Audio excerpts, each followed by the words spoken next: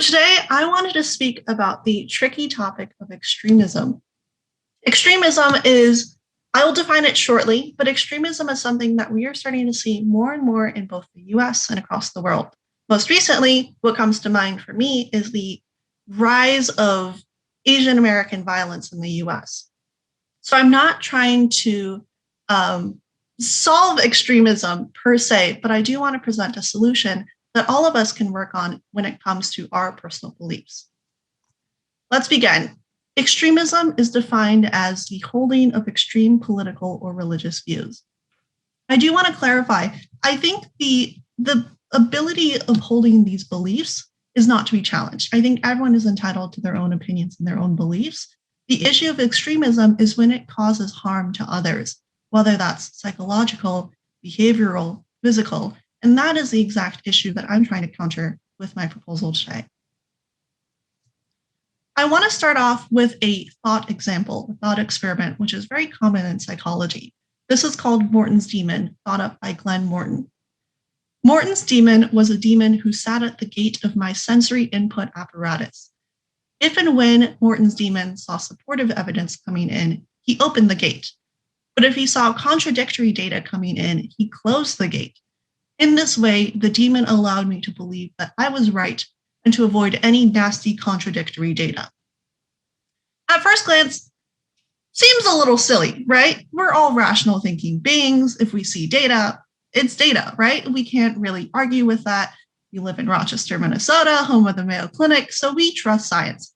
But the issue is this is actually a very real phenomenon. It is so common for us to consciously, subconsciously, when we're encountered with data or things that go against our beliefs, it's so easy for us to reject that in favor of what we hold to be true and what we hold as our own personal biases.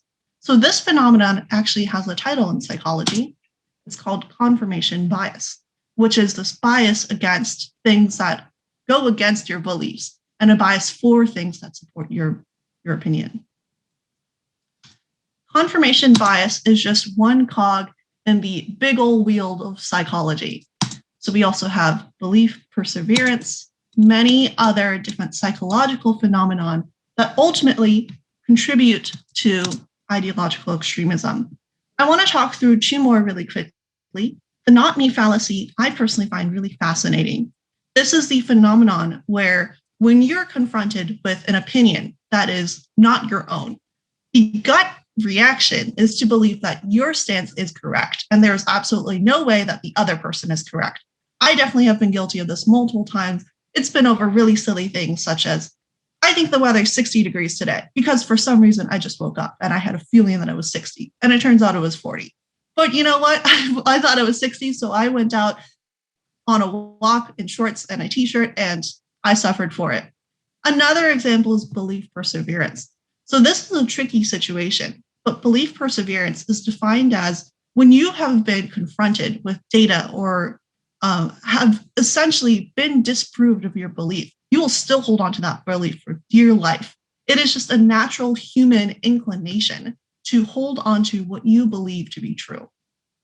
And this all goes back to just a core tenet of psychology, which is that people have the need to feel good about themselves. People are stubborn. We like to hold on to things that we think are correct, and we are very, very unwilling to change that stance. When you take all these 8 different phenomenon and many, many others, this then turns into things that we see in our day-to-day regular world. For example, intergroup conflict, political fragmentation like we're seeing in the US and abroad. You see distrust of media when you're confronted by media sources, which previously we did believe to be fully factual. If you're confronted with sources that don't agree with your own, you are often inclined to call it fake news because it doesn't agree with what you believe in. And then finally, polarization amongst friends, amongst family, amongst relationships, and amongst the nation. With all that said, I want to dive into a particular story. This is Christian Picciolini, and he is a former neo-Nazi. Emphasis on former. He was part of a major neo-Nazi group called the Chicago Area Skinheads when he was aged 14 to 22. And notably, he is no longer part of that group. And I think it is this evolution that he went through that is really interesting. So when Christian was 14, he was bullied in school for his Italian heritage. His last name is very Italian, and he really didn't feel like he fit in. People ostracized him because of his heritage, and he couldn't necessarily find someone to relate with. So he was in a particularly vulnerable state. He was lonely. He felt he needed support. He wanted to see and meet others who were like him. And he was introduced to a man named Clark Martell, who at the time was the leader of the Chicago Area Skinheads. And Clark really leaned into Christian's vulnerability. Clark offered this group that was full of other Italian Americans, full of other people with European heritage, who really loved their identity and they really embraced it, which I do want to iterate again. It is completely fine to have these heritage groups. Obviously, I'm part of one in my at work. I am part of an employee diversity group, and I found a lot of support there. But it is what this particular group did that is not super great. So the Chicago Area Skinheads was actually the first neo-Nazi group in the US. In modern times, Clark Martell, the person who introduced Christian to this group, was actually jailed for 11 years for assault. So you can kind of see that this group has started to devolve into violent trends. And for Christian, this started to influence the way that he lived his day-to-day. He saw small slights, such as someone not opening up the door to him, as a personal attack to his heritage, to who he was as an Italian American. And he started to just develop this massive hate to anyone who didn't look like him, to anyone who didn't think like him. And he just really was not open to anyone with different opinions, which led him to become further and further ingrained into this culture of neo-Nazism. The interesting thing is, Christian had to make ends meet. So he opened up a record store. Initially, he only sold Nazi white power music. And as one might expect, there was not that much of an audience for Nazi white power music outside of this small little group in Chicago. So to make ends meet, he had to sell more and more records of different music genres. And as he brought in more music genres, he brought in different people who loved different music genres. There was one Black teenager in particular who came in. They didn't really talk very often, but Christian remembers that this teenager came in fairly often, usually with a smile on his face. And one day, the teenager came in really, really sad and just really down. So Christian asked him, "What's up? Why are you so sad today?" And the teenager replied, "My mom was just diagnosed with breast cancer this morning." And for Christian, I think that is what he calls his turning point, because his mom also had breast cancer. And he started to really relate to this teenager on a level that he wasn't able to relate to with his fellow neo-Nazi group members. And he started to recognize that he had more in common with people that he hated than he did with the people who made him hate, which is this really snap moment that made him recognize that what he was doing in this neo-Nazi group was not beneficial. It wasn't helping him. It wasn't providing him the support that he needed. And in embracing these other perspectives, he was able to break out of that spell that he had been entranced in for 8 years.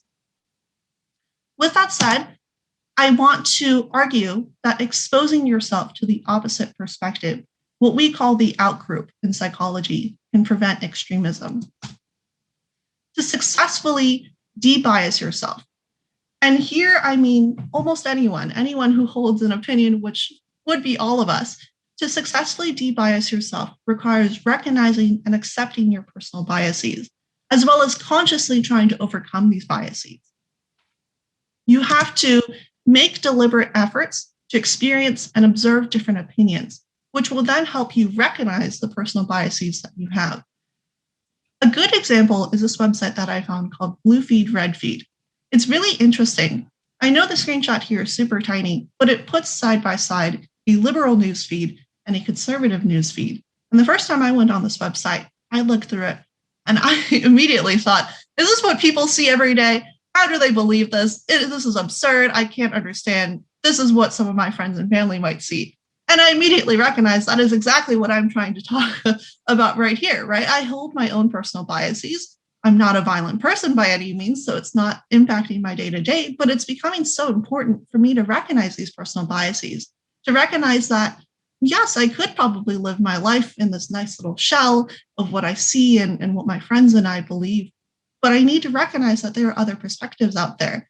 And opening my mind up to these different types of ways that people view the world is so, so important. With that said, I want to challenge everyone here today to begin to develop an appreciation of alternative points of view. You can take other perspectives. You can consider other opinions. Read other news sources, look at other news feeds, and start to recognize that we all hold our own personal biases. And it's so important to recognize that and to become attuned to the fact that there are other perspectives out there and to overcome the psychology that so often pushes us to believe that only our side is correct. And finally, I'd like to leave off with a quote, which says, "First thought that goes through your mind is what you have been conditioned to think. What you think next defines who you are." And I really believe in this quote. I think for us, the first thought that goes through your mind is my thought of, how can people read this stuff? I don't believe it. But what I think next, which is, wow, I recognize that's my own personal bias. There's so many other perspectives out there, and I need to start to recognize and believe that these different opinions exist. That second thought is what defines who we are. Thank you, everyone, for listening to my little spiel about extremism today. I hope you take this challenge to heart. And back to you, Madam Toastmaster.